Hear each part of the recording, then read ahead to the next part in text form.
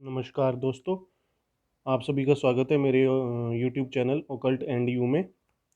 दोस्तों, जैसा कि आप सभी जानते हैं कि हमारा चैनल वैदिक ज्योतिष में श्रृंखला चला रहा है और उस श्रृंखला में हमने आपको भावों के बारे में जानकारी दी है और अब हम आपको ग्रहों के बारे में जानकारी दे रहे हैं। ग्रहों में भी हम आपको 3 ग्रहों के बारे में जानकारी दे चुके हैं, जो कि है सूर्य, चंद्र और मंगल ग्रह। और आज मैं आपको जानकारी दूंगा बुध ग्रह के बारे में। दोस्तों, बुध ग्रह एक शुभ ग्रह है। ज्योतिष में बुध को शुभ ग्रहों में रखा गया है और शुभ ग्रह बहुत ही अच्छे ग्रह माने जाते हैं और शुभ ग्रह होने की वजह से बुध ग्रह भी बहुत अच्छे परिणाम देता है अगर ये आपकी कुंडली में शुभ स्थिति में हो तो।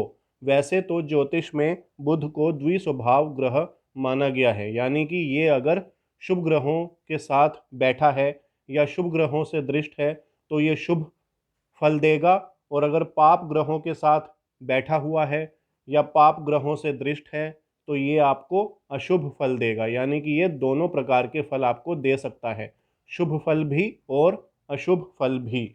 और ये दोनों प्रकार के स्वभाव से आपकी कुंडली में रह सकता है। ये पापी ग्रह बनकर भी आपकी कुंडली में रह सकता है अगर पापी ग्रहों के साथ हो या पापी ग्रहों से दृष्ट हो तो।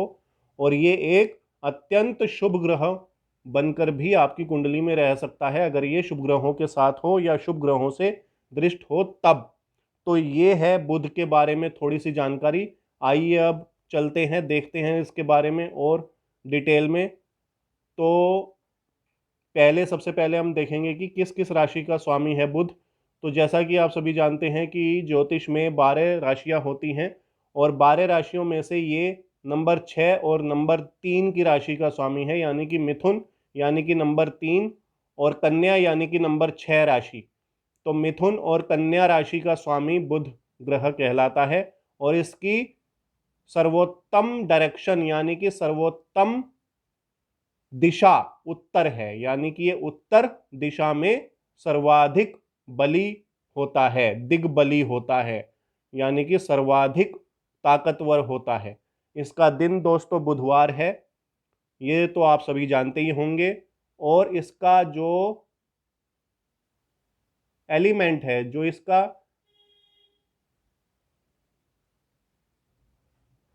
तत्व है, वो पृथ्वी है, यानी कि ये पृथ्वी तत्व का ग्रह है। इसकी उच्च राशि दोस्तों कन्या राशि है। ये अपनी ही राशि में, अपनी स्वयं की राशि में, क्योंकि कन्या राशि का स्वामित्व स्वयं बुध के पास ही है, तो ये अपनी स्वयं की राशि में ही उच्च का होता है, यानी कि सबसे ताकतवर होता है। तो ये कन्या राशि में सबसे ज्यादा ताकतवर होता है, उच्च का होता है। और इसकी नीच राशि दोस्तों मीन है। मीन राशि जो कि गुरुदेव की राशि है, गुरु ग्रह की राशि है, उस राशि में अगर बुध आ जाए या मीन राशि में अगर बुध चला जाए तो बुध नीच का हो जाता है, यानी कि सबसे ज्यादा कमजोर हो जाता है। और इसकी एकमात्र दृष्टि है जो कि 7वीं दृष्टि है। ये अपने भाव से 7वें भाव को देखता है। जहां भी, जिस भी भाव में ये आपकी कुंडली में बैठा होगा उस भाव से 7वें भाव को ये देखेगा। ये एकमात्र दृष्टि बुध की है। बुध के पास एकमात्र दृष्टि ही है, जैसे कि सूर्य और चंद्र के पास है। सूर्य और चंद्र के पास भी एकमात्र दृष्टि 7वीं दृष्टि ही है। और इसका लिंग दोस्तों तटस्थ है, यानी कि ये ना तो स्त्रियों में आता है और ना ही पुरुषों में इसकी गिनती होती है। तो ये एक तटस्थ लिंग का स्वामी है, यानी कि इसको स्त्रियों में भी नहीं रखा गया है और पुरुषों में भी नहीं रखा गया है। नक्षत्र स्वामी इसका अश्लेषा, ज्येष्ठा और रेवती नक्षत्र का स्वामी है ये। जैसा कि आप सभी जानते हैं कि ज्योतिष में 27 नक्षत्र होते हैं और उन 27 नक्षत्रों में से अश्लेषा नक्षत्र, ज्येष्ठा नक्षत्र और रेवती नक्षत्र का स्वामी बुध ग्रह है। इसका शुभ रत्न दोस्तों पन्ना है, यानी कि पन्ना अगर आप धारण करते हैं तो आपका बुध बलवान हो जाएगा, आपका बुध शुभ फल आपको देना शुरू करेगा, प्रसन्न होकर के शुभ फल देगा। महादशा का समय इसका 17 वर्ष है, यानी कि ये हर जातक की कुंडली में 17 वर्ष के लिए आता है। 17 वर्ष तक इसका प्रभाव रहता है हर जातक की कुंडली में, हर जातक के जीवन में। इसका मंत्र है दोस्तों ओम बुम बुद्धाय नमः। इस मंत्र का जाप करके आप इस ग्रह को प्रसन्न कर सकते हैं, बुध ग्रह को प्रसन्न करके उसकी कृपा हासिल कर सकते हैं, उसकी कृपा ले सकते हैं। ओम बुम बुद्धाय नमः इसका मंत्र है। और आप गणेश जी की आराधना करके भी बुध ग्रह को प्रसन्न कर सकते हैं, क्योंकि गणेश जी बुध के इष्ट देव हैं, बुध ग्रह के देवता हैं, इष्ट देवता हैं। इसलिए गणेश जी की आराधना करके भी आप बुध ग्रह को प्रसन्न कर सकते हैं, क्योंकि बुध बुद्धि का कारक है और गणेश जी को भी बुद्धि का कारक माना गया है। गणेश जी भी बुद्धि के कारक हैं। तो जब बुद्धि का कारक प्रसन्न करना हो तो हम बुद्धि के कारक गणेश जी को अपना आराध्य मानकर और उनकी आराधना करके भी बुद्धि के कारक बुध ग्रह को प्रसन्न कर सकते हैं। तो ये दोनों बुद्धि से रिलेटेड हैं और ये दोनों एक दूसरे से रिलेटेड हैं। बुध ग्रह के इष्ट देव गणेश जी हैं और गणेश जी की आराधना करके भी, गणेश जी को अपना आराध्य बना करके भी आप बुध ग्रह को प्रसन्न कर सकते हैं। हरी चीज़ का दान कर सकते हैं, हरे रंगों का यूज़ ज़्यादा से ज़्यादा करें, इस्तेमाल ज़्यादा से ज़्यादा करें, तब भी बुध ग्रह प्रसन्न होता है। गाय को हरी घास खिलाने से भी बुध ग्रह प्रसन्न होता है। हरी घास या हरा चारा खिलाने से बुध ग्रह प्रसन्न होता है। तो ये सब कुछ उपाय मैंने आपको इस वीडियो में समझाए, जो कि मेरे ख्याल से मैंने पहली वीडियो में उपाय समझाए हैं साथ साथ। तो अगर आप ये उपाय करते हैं तो आप अपने बुध ग्रह को प्रसन्न कर सकते हैं। तो ये कुछ उपाय हैं जिसकी सहायता से आप अपने बुध ग्रह को प्रसन्न कर सकते हैं। तो ये थे दोस्तों कुछ मेन पॉइंट्स बुध ग्रह के बारे में। आइए अब जानते हैं बुध के कारक कौन कौन से हैं, यानी कि बुध किन किन चीज़ों का कारक ग्रह है।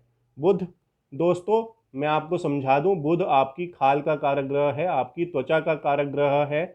बुध जो है वाणिज्य का कारक ग्रह है, बिजनेस का कारक ग्रह है, व्यापार का कारक ग्रह है।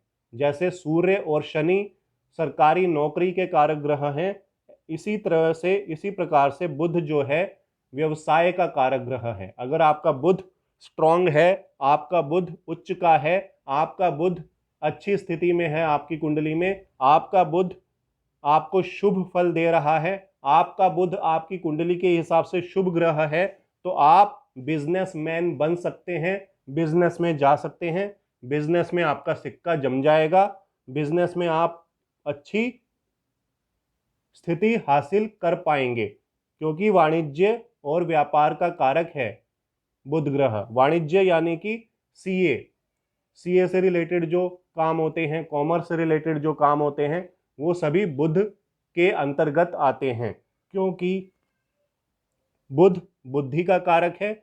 इसीलिए बुद्धि से रिलेटेड जो भी चीज़ें हैं, चाहे वो गणित हो, चाहे वो कॉमर्स हो, चाहे वो कोई भी कैलकुलेशंस हो, किसी भी प्रकार की कैलकुलेशंस हो, उन सभी का कारक ग्रह बुध ग्रह है। और साथ ही साथ शिक्षा का कारक ग्रह है गणित।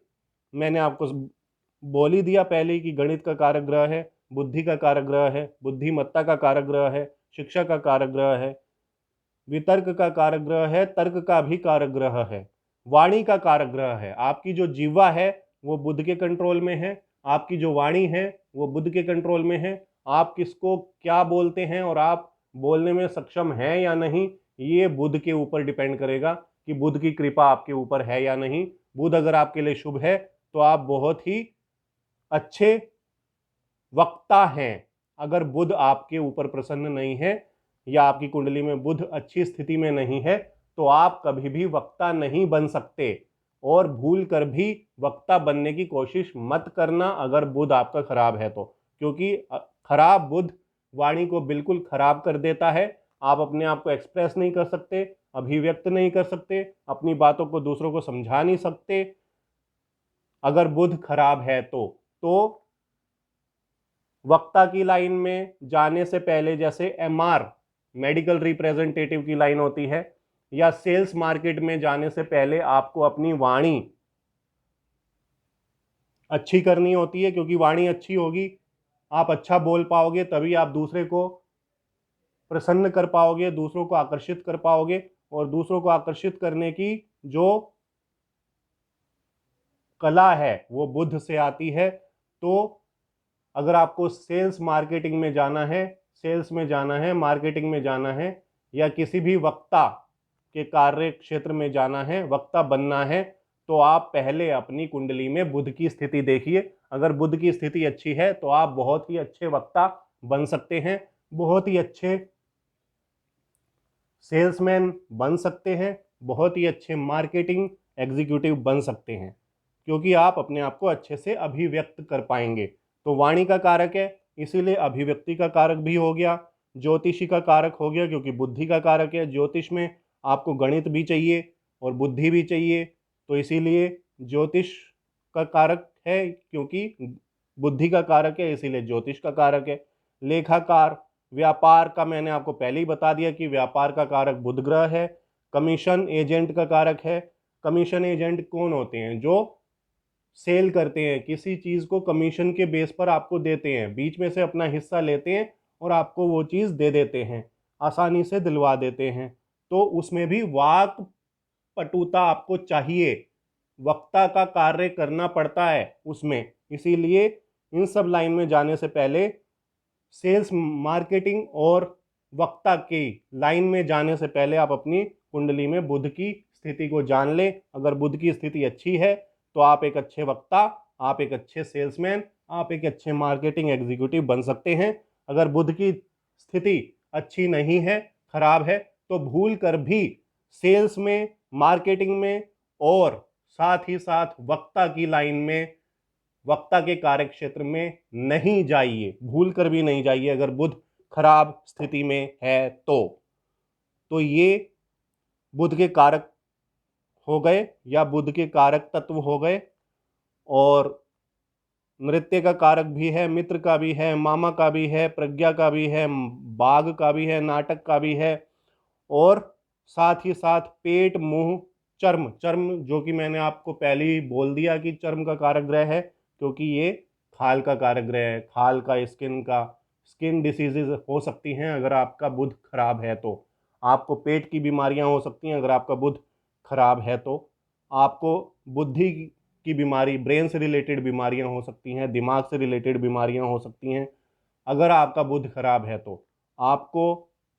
आप कैलकुलेशन में वीक हो सकते हो, गणित में वीक हो सकते हो अगर आपका बुध खराब है तो। लेकिन अगर आपका बुध अच्छा है तो आप एक अच्छे गणितज्ञ बन सकते हो, आप कैलकुलेशंस में अच्छे रहोगे, आप सेल्स में अच्छे रहोगे, मार्केटिंग में अच्छे रहोगे, वाणी आपकी अच्छी होगी, वाक पटुता आपके अंदर होगी, बुद्धिमत्ता होगी, सब कुछ होगा अगर बुध आपका अच्छा है तो ये सारी चीजें आपके अंदर होंगी जो कि मैंने अभी अभी आपको बोला है। तो ये है बुध के कुछ कारक तत्व। तो ये थी बुध के बारे में थोड़ी सी जानकारी।